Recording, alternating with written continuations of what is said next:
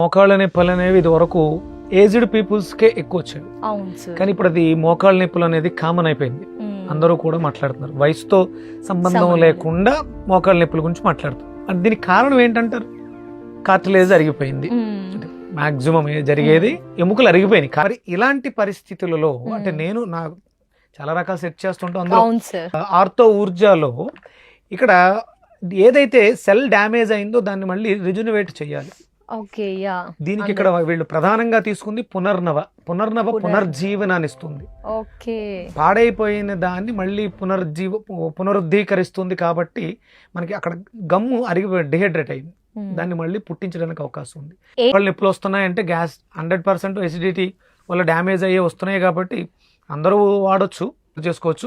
తీసుకోవాలి సార్ ఉదయం సాయంత్రం ఎన్ని మాత్రలు వాడాల్సి? ఇది ఉదయం ఒకటి సాయంత్రం ఒకటి అమ్మా. ఉదయం ఏదైనా తిన్న తర్వాత, ఉదయం టిఫిన్ అనుకోండి, సాయంత్రం డిన్నర్ తర్వాత. అలాగే మీరు ఎప్పుడూ కూడా ఆయుర్వేదం ఏది వాడినా కంపల్సరీ పథ్యం అనేది కంపల్సరీ పాటించాలి. అంటే శరీరాన్ని శ్రమ పెట్టే సమయంలో దీన్ని బాగు చేసే పనిలో ఉంది. దానికి సహాయకారిగా ఉండే పదార్థాలను మనం తీసుకోవడం ద్వారా ఇంకొంచెం సపోర్ట్, క్లీనింగ్ జరుగుతుంది, రిపేర్ జరుగుతున్నప్పుడు దానికి మనం సపోర్ట్ చేసే విధంగా ఉండాలి, పాడు చేసే విధంగా కాదు. నేను మాత్రలు వేసుకుంటున్నాను కదా అని చెప్పేసి ఎక్కువ రన్నింగ్ చేస్తాను, పరిగెడతాను అని కాదు. ఈ వాడుతున్నంత కాలం మీరు మంచి బలవర్ధకమైన ఆహారం, త్వరగా జీర్ణం అయ్యే ఆహారాన్ని తీసుకుంటే మీకు మరింత బెటర్ రిజల్ట్స్ చూడగలుగుతారు. మరి ఇంకెందుకండి ఆలస్యం?